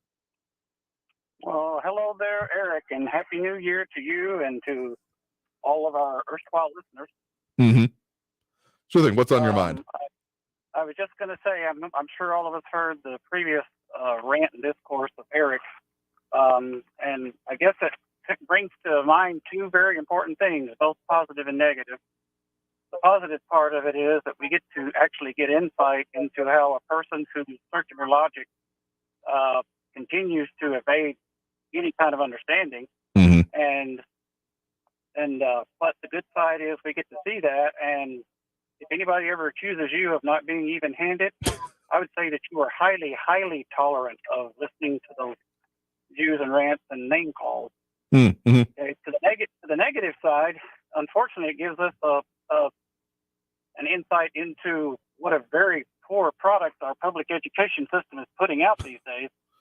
And I think what would probably benefit Eric a lot would be to go out and get a real job. I mean, yeah, I think that gainful employment is useful for a lot of people here, but I will say in defense of our public education system, I feel I benefited from it greatly. A lot of the knowledge that I hope I bring to the table in these kind of situations, I did get from, advanced placement and other courses like that. So it's possible. I came through EPISD myself and hope that is still available to people. But I guess the way an attitude I get from it, also having been back in those days, actually was president of the debates club class. I don't remember what we called it, but back in Franklin High School. So yeah, I'm very aware of tactics and how people can try to argue points, and when things get pinned down or not, how things fall apart. So I guess I do have a pretty thick skin. It's when people start saying that, well, essentially attacking the audience here, because if you want to bring up specific points and bringing up ideas, concepts, and discuss them, I am 100% open to that. Again, heck, if you want to go back to my parents, have been arguing since I could say the word no. But if you want to start saying that, no, you're not allowed to talk about this, or everyone is inherently bad, or that everyone else listening besides me is an idiot, like that kind of idea, like that's just, that ain't going to work that well. And it's one of the things we're not going to entertain. And, well, we'll do a little bit of it, enough to figure out that that's what's going on. But beyond that, if you're not here to discuss things, we're going to move on.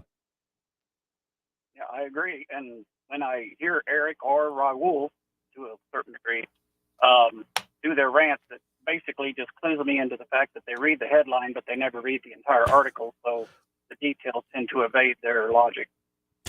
That's an important thing, and as much as we talked about, the way social media deals with, and what I would call, again, a modified or a modern censorship, the way they deal with it, I will say one feature I do like is that sometimes there'll be an article that I've seen already, and I'll want to share it with a friend or a loved one on Messenger, particularly on Facebook, calling out here right now.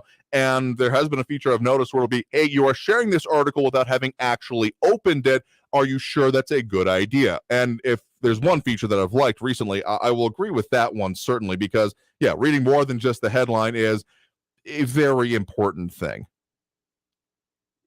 Anyway, well, I just wanted to put that out there, and I want to tell you that you do manage to run a show that gets across all different thought processes, philosophies, and such, and it's good to have live talk radio in El Paso. I really enjoy it. Yeah, well, I appreciate that and your feedback, and thank you for the point in the call. You have a good one there, and a happy New Year. You have a great New Year. You as well. And with that, we will go ahead and take that next break right now. So again, free for all, or throw down. Open lines is what I keep coming down to here. If you want to get on the line, we do have them open throughout the show here. Getting deep into hour 2 now, but we got more to go. So stay tuned. More Talk El Paso after this break here on News Radio 690 KTSM. I am your host, Andrew J. Polk. That number one more time, 915-544-5876, 544 KTSM. Back after this break with more Talk El Paso here on News Radio 690 KTSM. Stay tuned. Traffic all day. News Radio 690. On Border Highway, westbound at Padres Drive, a disabled vehicle's blocking the right shoulder. A little slow on the I-10 westbound from Airway to the Patriot. It's a 4-minute delay. Downtown, an accident Oregon Street south of Paisano at 3rd Avenue. And the backup has begun on Global Reach southbound from the Expressway down to Montana. It's an 18-minute delay. Carrie Edwards, El Paso traffic. This report is sponsored by the Crohn's and Colitis Foundation. The Crohn's and Colitis Foundation has been at the forefront of inflammatory bowel disease research and care for over 50 years. Learn more about research, education, and support at Crohn'sColitisFoundation.org. Hey El Paso, Ivan Ochoa, General Manager from Sunland Park Chrysler Dodge Jeep Ram Fiat. The Christmas season is here, and this is our gift to you. We're offering our biggest discounts of the year on every new and certified pre-owned vehicle in our huge inventory. Get our biggest discounts of the year and exceptional trade-in values during the Big Finish sales event at Sunland Park Chrysler Dodge Jeep Ram Fiat. For a limited time, get $5,000 below MSRP and super low 4.9% APR for 72 months on new 2022 Ram 1500 Lone-Star models. $5,750 below MSRP on new 2022 Durango SUVs. $4,000 off new 2023 Jeep Grand Cherokees. All with no payments for 90 days. Worried about your trade or credit? Don't sweat it. Our lenders will push to approve your credit, even if your credit is less than perfect. All military personnel and first responders receive an additional discount. Thank you for your service. Trade and upgrade for less at Sunland Park Chrysler, Dodge, Jeep, Ram, Fiat. Where buying a car is fun. At I-10 at Sunland Park Drive or online at sunlandparkdodge.com. Estamos en tu esquina, El Paso. El Paso Strong. Includes factory rebate and dealer discount plus TTNL. 4.9% APR, 1606 per thousand finance. On select vehicles with approved credit. Offers not combined. For everything your business needs to make this year your year, Staples has you covered. I need to organize all my papers and files from last year and the year before that. Staples has you covered. I need a new desk calendar so that I don't miss a meeting with my boss or a soccer game with my daughter. Staples has you covered with everything you need to get organized this year. Right now, a 2023 lined desk calendar is $3.99 and an unlined calendar is just $4.99. Make this year your year at Staples. Offer ends 12/31. In-store only. I didn't think it was possible to meet someone like Susan. We just clicked after realizing we each have a strong sense of self and share the same core values in life. After taking our advanced personality test, Daniel and Susan matched on Silver Singles, the secure dating site for 50-plus singles who know what they want. Sign up today at silversingles.com/meet. That's silversingles.com/meet. Paid actors representing true customer testimonials. Names have been changed. Why should you volunteer with Meals on Wheels? I never thought that 5 minutes could make so much difference in the lives of two people, but it has. Drop off a warm meal and get more than you expect. Volunteer at americaletsdolunch.org. Brought to you by Meals on Wheels America and the Ad Council. El Paso's News Radio 690 KTSM. Live from the KTSM AM 690 studios, it's Talk El Paso with Andrew J. Polk. To be a part of the show, call 915-544-KTSM or follow on Facebook at facebook.com/Talk El Paso. Now here's your host, Andrew J. Polk. Thank you all so very much for joining us here for Talk El Paso, airing live on News Radio 690 KTSM. I'm your host, Andrew J. Polk. Thank you for tuning in, however you may be doing so, be it on air, online, live, streaming through the free and reliable iHeartRadio app, or joining us over on the various social media pages we're up on these days, Facebook.com/Talk El Paso, more or less the main one where most of the comments come in anyway, but you can also find us under similar names on other Facebook pages even, or YouTube, Twitter, and Twitch. Yeah, Twitter's more of a DM kind of thing, but if that's what works for you to get at us or see the show, I've gotten a few messages from there over the time here. Can't put them up on screen is the mildly annoying part here, the part I don't really like. But in any case, if you're again wanting to get at us, adding on the very many different things that we talk about here, well, you're in the right place. So we got more calls coming in, and Edgar Ortiz, Marky Mandango, Eric McNabb, Abel Rodriguez, James Radcliffe, Javier Valles, and more chiming in over there, dropping those likes and reacts as well, including Marky Mandango, Victor Hernandez, Louis Pinato, Ion Grimm, Richard Janicek, Amber Banda, Jerry Hart, Ida Beza Gardner, Robbie Flores, Flaco Jimenez, and Monica Cervantes. Do appreciate it. Help us with those algorithmic things as we continue our mission to have live local talk radio here in El Paso. So let's go back to those phone lines now. We do have Frankie and Messia on the line with us right now. Frankie, thanks for joining us. All right. That was hilarious. You had this fella on just before the 5 o'clock break, beating up on you, saying what you said, what you never did say. And I know you never did say that because I listen to you every day. Now, unfortunately, I think he is confusing you with that nut job that comes on after you, that beady-eyed, bald-headed, squishy little creep, muck loony bin. That's what I think he's confusing you with. Number two, now, 2023 is shaping up to be a wonderful year. The Republican conservative kooks, Craven McCrudney, they're all going down. It's going to be an insane 2023, Andrew. I'm telling you. You got this nut job in the 3rd Congressional District of New York, which I used to live in, by the way. And this guy is lying through his teeth 14 different ways to Sunday. It's an insane circumstance, I will tell you that. Number 3, and this is my New Year's wish. Okay. You folks in KTSM, your money bag people there, spend a couple $1,000 or whatever it is, and open up a radio station here in Las Cruces. You can't have it in Mesilla. We don't allow radio stations in Mesilla. Right. But in Las Cruces, open up a radio station so I don't have to listen to this stupid static. And that's what I want to say.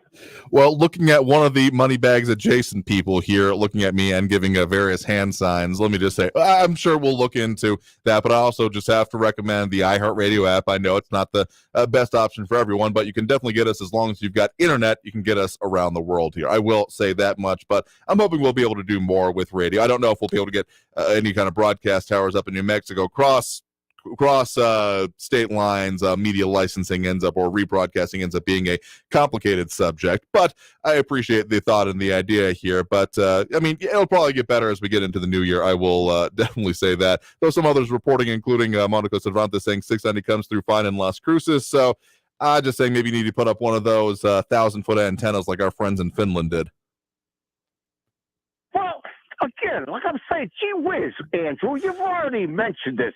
I Your know. radio signal on a good day gets all the way to Albuquerque. I'm the only one in New Mexico that ever seems to call you. I don't believe it. There's other New Mexicans here, and I'm sure there's a lot of conservative kooks, and definitely for sure in New Mexico, that would love to chime in. Now, for whatever reason, I don't understand why they don't call. And I just think maybe if you put a radio station here, an allied or relay station, whatever you want to call it, that you would get more listeners and stuff. It really is annoying. You have no idea this stupid static I have to confront every fucking day. You know what I mean? I understand, and I get the frustration. And again, there are other methods, including, online. But in the meantime, appreciate you calling in and adding your 2 cents there. All right. Have a happy Happy New Year. And it's really sad you're coming back on Tuesday. I don't know why you come back on Monday. Monday's not a holiday. That's the 2nd of January. I don't know why you got to come back on Tuesday. We had some of the holiday observed kind of things here, but don't worry. We'll be back with live show and be able to talk about the things affecting us here in the borderland. So some more suggestions coming in there, including Sean Gardner saying you need some other antennas, but appreciate it. Take care. Have a good one. You All too right? there, and Happy New Year to you as well.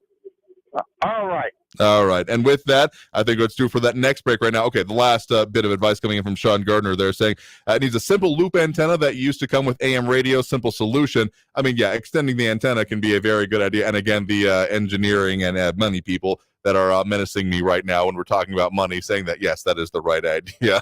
Anyway, let's go ahead and take that next break right now.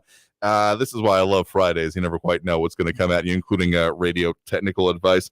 Let's go ahead and take that break. Again, the number to call if you, actually a suggestion there, Frankie, next time you call in, let's have your radio model handy. Someone might be willing to give you assistance. But again, the number to call is 915-544-5876, 915-544-KTSM. Back after this break with more Talk El Paso here on News Radio 690 KTSM. Stay tuned.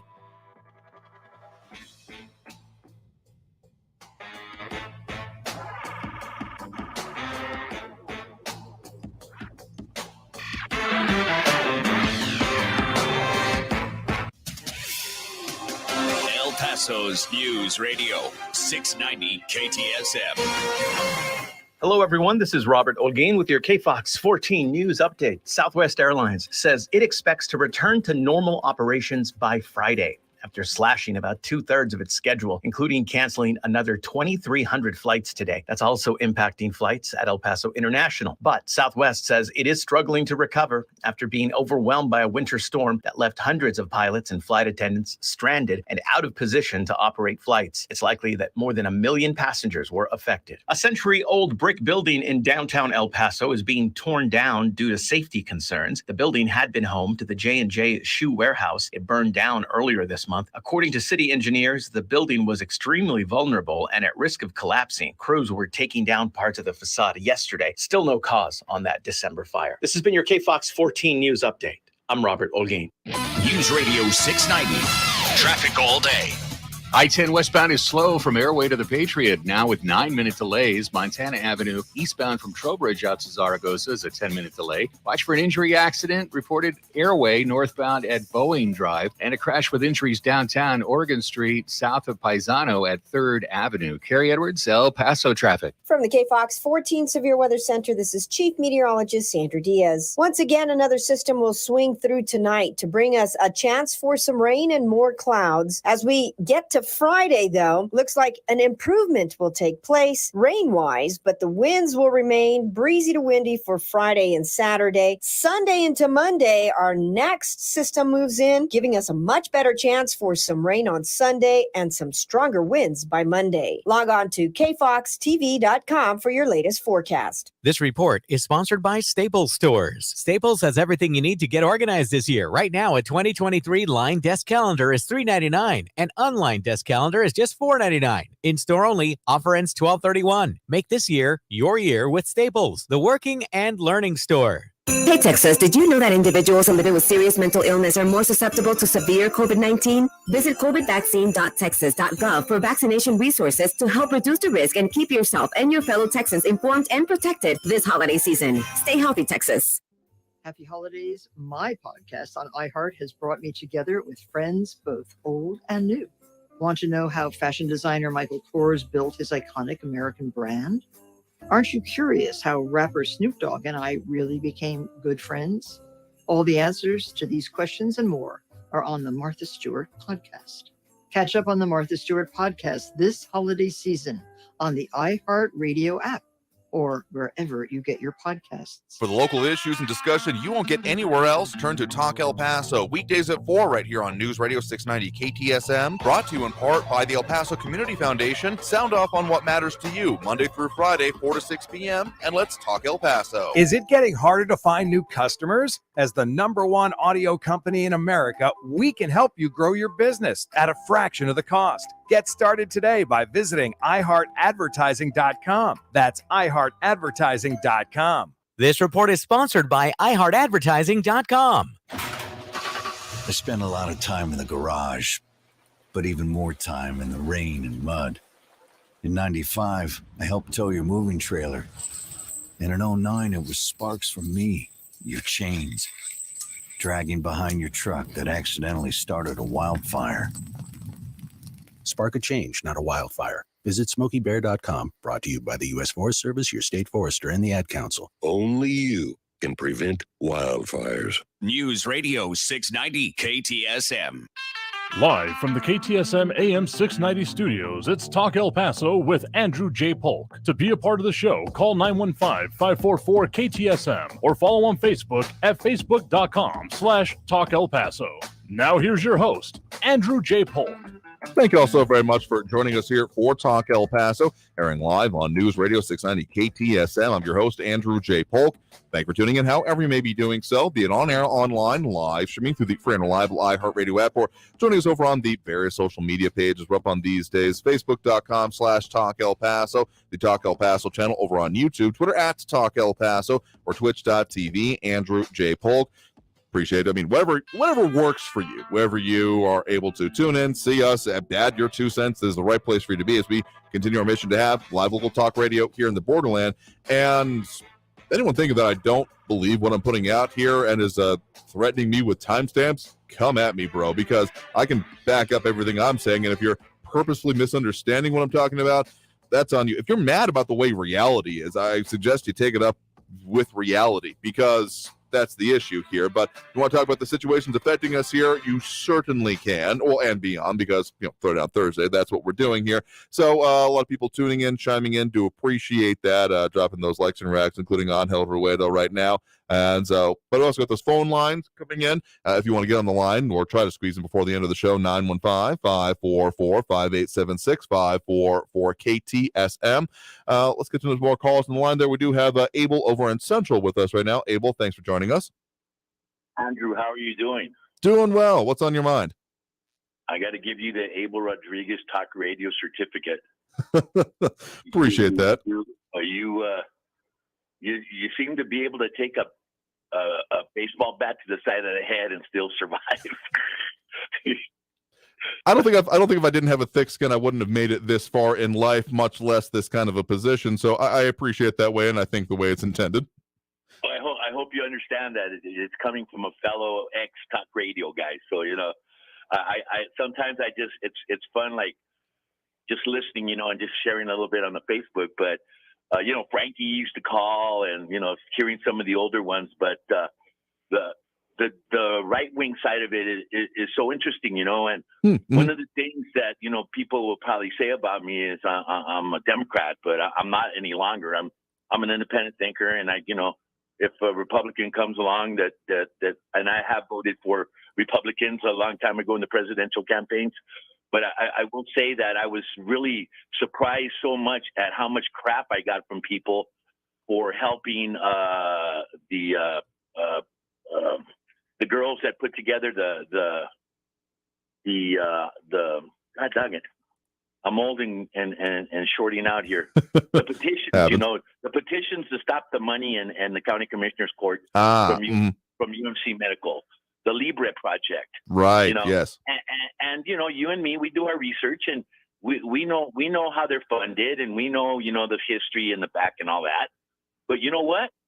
It showed me how bad both sides really on in this issue that just because they were funded by someone that people didn't like way back when, I was basically a piece of poop. Saying, how could you be with them and how could you this and that? And I think I've had this discussion with you before. I ain't seen either side of the coin ever show up with 35,000 signatures, of which almost 33,000 were cleared. Right. To stop something in its tracks. Now that's how politics works, right? Should be anyway. Yeah, you had a group of people that disagreed with something. They had a vehicle to at least put it in front of everybody, and they did it. When have the Democrats ever done that? When have the Republicans ever done that?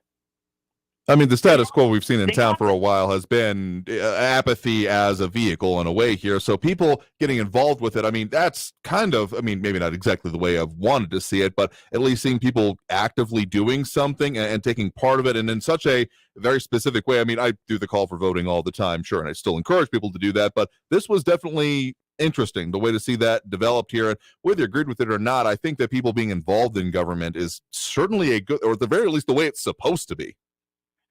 Absolutely, and showing up to stuff and commenting during the public commentary. I don't do it all the time, but sure. There's times where you got to pull out the big bat and show people you got it. You know what I mean? Yeah, I mean, it's kind of like one of those, rules of power. If you have it but never use it, do you really have it? And people exercising their political power in the individual sense ends up becoming the aggregate sense, ends up becoming bigger, and ends up becoming more influential. Again, I have this idea, this kind of, no specific thing I can point to, but this idea that there's this the people who speak out, because I mean there's the kind of core of people that I've seen over the years going to like city council or county commissioners or any other elected body that has open comments kind of things, that there's a few familiar faces that show up. That might be not a totally uncommon situation, but that's there's a supposition I think that comes across that that's the only people that are upset or unhappy or willing to speak out, and everyone's just like, yeah, we'll just go along with the flow here. And I think some people do honestly take that to heart, even beyond the elected officials. So people showing up, coming out, and doing something, frankly, anything at this point, I think is an important wake-up call in a variety of ways. Yeah, participating in government, like you said, if you go back to the Mexican American Cultural Center and all the things that went on in City Hall, that place was always packed. And it was packed with the legends of the past wanting to be a part of something great, and now it's a shared space with the downtown library. Right. But I just want to close with this, because I love to hog the mic. Sorry. I just want to close with this. This representative that didn't win in the city council race, Rodriguez, who has come out on Fox. Oh yes. Several, maybe one or two times I could understand. But now she's been on at least 5 times, and she says the same thing every time. And the thing about it is, I want people to understand that this girl is positioning herself to probably try to run against Veronica Escobar. Oh, yeah. I see it that way. When you got the Fox logo now tattooed on your behind, that you're doing it for a reason. You become a brand when you come out that many times, right? I mean, I don't know exactly about branding here, but I will say this, and something we did mention on air previously, that in the aftermath of that, there was a very interesting, it wasn't even a main tweet, it was a reply tweet from Texas Representative Tony Gonzalez, of course, the next adjacent district to the Texas 16th. He's in the Texas 23rd that extends all the way to just the outskirts of San Antonio. And he said, this is not, I'm not quoting directly, but this was, I don't have it in front of me, but he said it was a very short statement, essentially, that this is not the last time we've seen Claudia Lizette Rodriguez. I think he just said Claudia Rodriguez, and then hashtag Texas 16th. So I do believe that shot has already been at least starting to be called. So I will not be surprised if we see that developing over the next couple of years. Hey, man, you have a happy new year. Yeah, to you as well. Thanks for the point in the call. Hope you have a good one and a great weekend there too. Bye. All right. And with that, okay, we can get a couple more calls in the line here, squeezing in what we can before the end of the year, folks. I got more reminders of what we got coming up for you coming up, but let's get to at least one more call here. We do have Marco over in Central on the line with us right now. Marco, thanks for joining us. Hey, Andrew, how's it going? Doing all right there, Marco. What's on your mind? Man, Eric's going to get you to say 2 + 2 = 5 at one point, huh? Yeah, I think he might try, but well, I don't think that is actually going to succeed. Rush Limbaugh used to call callers like Eric seminar callers. Because Eric doesn't listen to your show. You got to understand that. This is why he sits there and he's like, you called my mom this name, and you're like, bro, I don't know who your mom is. You denigrated my dad, and you're like, I don't know your family. And he's just throwing stuff out there, hoping something will stick and aggravate you, take up space, time. Sure. So, I mean, no offense. I will never tell you how to run your show. But if it was me, I'd be like, yeah, cool, Eric, what do you have to say? And as soon as he says a sentence, I'd be like, gone, see you later. But, here's my bigger point, though, the reason I'm calling. The electric company is about to close their customer service department downtown where you can go in and pay. Mm-hmm. Okay. And it's aggravating because, I've come on your show and I've had discussions on how it's already a real pain to pay your water bill. And they've actually done a better job since, your show, when people complain, it elevates the issue. And so people listen.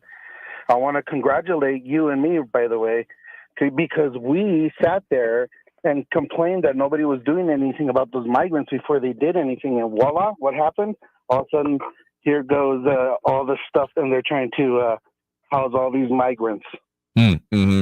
I'm not going to take total credit for that, but I'm glad something has certainly happened with it. Yeah, and so along with that, though, making those kinds of points, here's my concern, closing down that center. And I'll make an even bigger point, a broader point.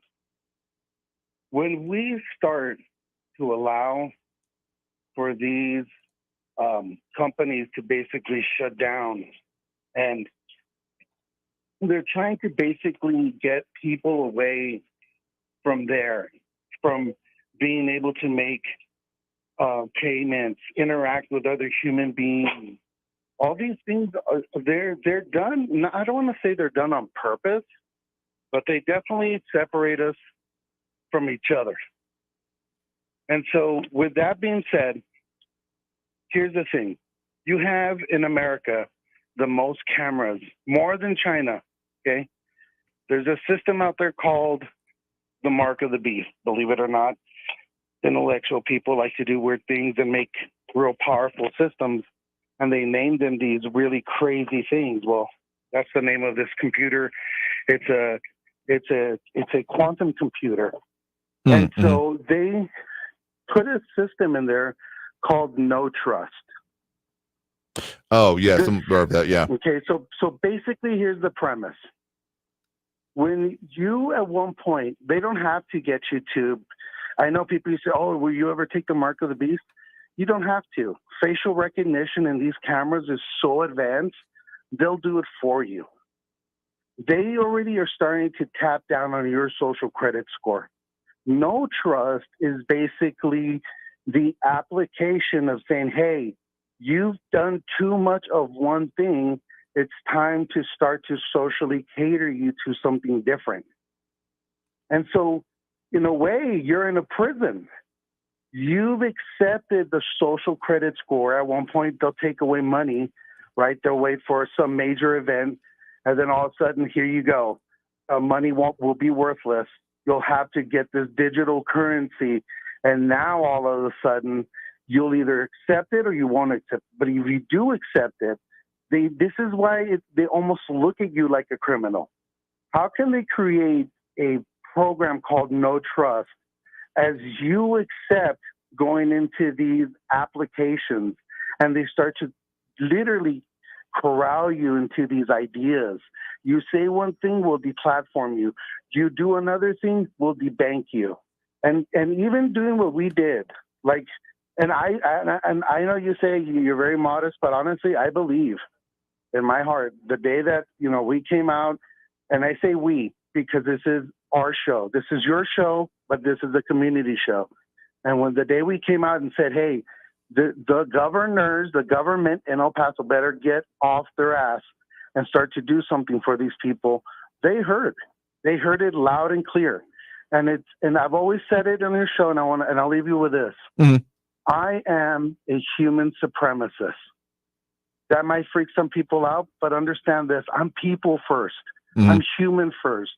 And the second we start to deviate away from these things because these corporations are trying to get us away from each other, if we don't demand, just like the electric company letting go of these people that are working there, I personally enjoy going down there, paying my bill, and walking over to the tap and getting some suds. Why do they do that? What is they say this is for efficiency and cost efficiency. I know it doesn't cost the electric company millions of dollars to have these people work there, but they do it because they're at this point they're saying it's time to move on from human interaction, and let's go into this digital interaction. At one point, we'll have avatars in this digital meta space, and people really need to think about that for the new year. What would you do if you all of a sudden had no money, and now you have to do what Venezuelans did and start to buy cryptocurrency? Are you familiar with Ethereum? Are you familiar with Bitcoin? Do you know what to do, how to live, how to buy things? People need to really start to understand, at least take a second and see how far you can try and familiarize yourself with these alternative economic systems so you're not caught.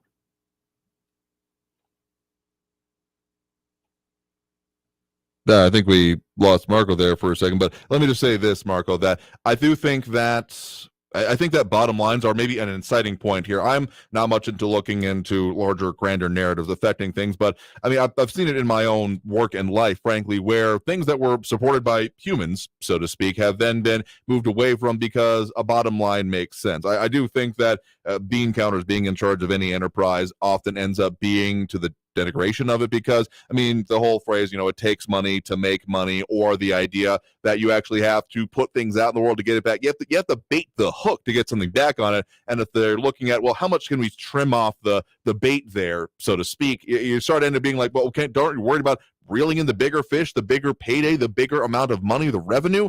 And so whenever you get into that kind of reductive reasoning, I don't think that's good things for society. I mean, a phrase I've thought about recently that, a society grows great when old men plant trees whose shade that they will never sit in. And so that kind of thinking about just how much can we pull out of it? How much can we squeeze and improve the bottom line for the short term, not even like medium or long-term thinking, is not a good one. And I think that's at least part of it, because sure, you might think, well, it's not millions of dollars, but if someone analyzes that, particularly as, they're a conglomeration of things, that sure, but if we eliminate all of these small positions, we can save so much on the bottom line. And therefore, there's a whole another category of talk. We could go into that here, but I think that in aggregate, and if you see more malfeasance on it there, that's your prerogative. But what I just see is that a lack of thinking of the aggregate and thinking about, how does this change our society? How does this change what we do and we interact and where our lives go? I mean, things have to change. There's always going to be things that are going to be changing different. I mean, what was around the turn of the century, the largest single company in the United States was I think the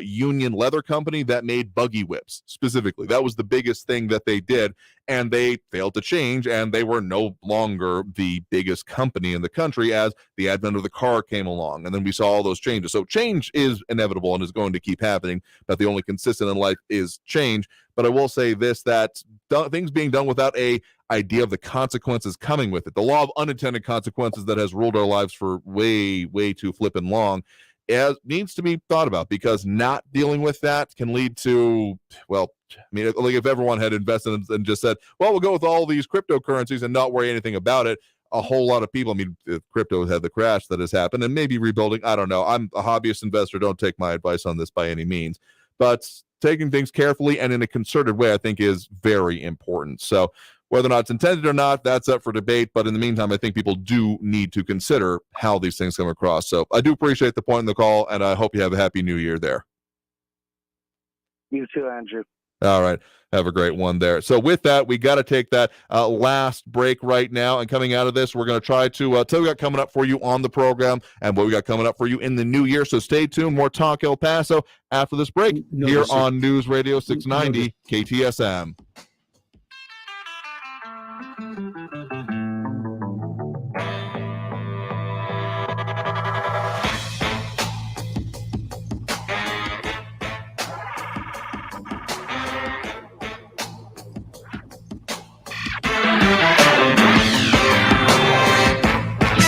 Traffic all day. News Radio 690.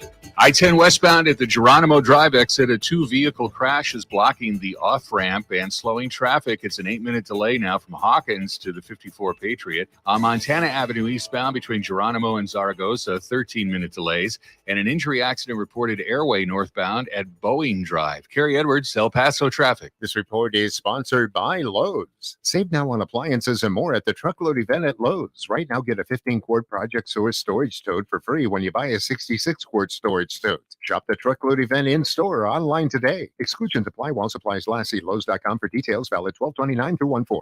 I never write reviews, but Navage is so amazing, I had to leave one. Nothing's ever cleared out my sinuses as well. I'm blown away by how Navage works. That's a review from Carrie, and it's one of over 100,000 online testimonials praising Navage. I'm Martin Hoke, the inventor of Navage Nasal Care, and I've talked about flushing out allergens, viruses, mucus, and germs. How Navage's powered suction can help you breathe better, and how your nose is the body's air filter, and Navage will clean it out. But don't take my word for it. What do people like Chad say, who wrote, Navage has helped clear out my nasal passages every single night. My wife says my snoring has gone way down. Snorefest be gone, unquote. Navage is the all-natural solution trusted by over 3 million customers to help you breathe better, sleep deeper, snore less, and stay healthier without drugs. Navage is available at Walmart, Walgreens, CVS, Rite Aid, Bed Bath, Target, and online. Navage, N-A-V-A-G-E. Clean nose, healthy life. For everything your business needs to make this year your year, Staples has you covered. I need to organize all my papers and files from last year and the year before that. Staples has you covered. I need a new desk calendar so that I don't miss a meeting with my boss or a soccer game with my daughter. Staples has you covered with everything you need to get organized this year. Right now, a 2023 lined desk calendar is $3.99 and an unlined calendar is just $4.99. Make this year your year at Staples. Offer ends 12/31. In-store only. I didn't think it was possible to meet someone like Susan. We just clicked after realizing we each have a strong sense of self and share the same core values in life. After taking our advanced personality test, Daniel and Susan matched on Silver Singles, the secure dating site for 50-plus singles who know what they want. Sign up today at silversingles.com/meet. That's silversingles.com/meet. Paid actors representing true customer testimonials. Names have been changed. Teens in foster care will love you, even if you don't know the lingo. Dad bod, noun. The result of the occasional donut, always washed down with confidence. Brought to you by the U.S. Department of Health and Human Services, Adopt U.S. Kids, and the Ad Council. Visit adoptuskids.org. News Radio 690 KTSM El Paso. Live from the KTSM AM 690 studios, it's Talk El Paso with Andrew J. Polk. To be a part of the show, follow on Facebook at facebook.com/Talk El Paso. Now here's your host, Andrew J. Polk. Thank you all so very much for having joined us here for Talk El Paso, airing live on News Radio 690 KTSM. I've been your host, Andrew J. Polk. Sincerely, I want to thank everyone, and yes, I do mean everyone that has tuned in, called in, commented, participated in the show in any way this year. This has been our first full year of being 2 hours each day. We're going to keep that going for you every Monday through Friday, 4 to 6 p.m., starting Tuesday next week. Of course, we're going to be out of the office tomorrow and on Monday, but we'll be back with new live shows on that. The El Paso History Radio Show coming up this weekend. Going to be reviewing the history of mapping of the borderland. How once, Texas became what it is and El Paso, part of the United States, how they mapped that and the serious kerfuffles that happened around that, reviewing some of our best grade episodes with Troy Ainsworth. But seriously, as much as resolutions can come along here, going to say that for the new year, we're going to be continuing to focus on what affects us here in the borderland, the things that are needing to be discussed, because as much as, beating up people that you don't agree with is fun, we got a lot of things to deal with here, and I don't think that discussing them, not discussing them in any case, is any better. We're going to be anywhere better off. So we're going to keep doing that, talking more about like the legislative session coming up, the border security and immigration situation, the aftermath of these elections, and what's coming up with city council. So those are just a few of the topics we'll continue exploring. So seriously, sincerely, if you have been a part of this, I appreciate you and hope you'll continue along with us as we get into the new year. So that'll do it for us for today, for this week, month, year, and see you all in 2023. I've been your host, Andrew J. Polk. Love doing it, and we'll keep doing it as we do. So to each every one of you, Happy New Year. Have a safe and a merry one, and we will see you Tuesday in the new year. Have a great one, y'all. Signing off for 2022.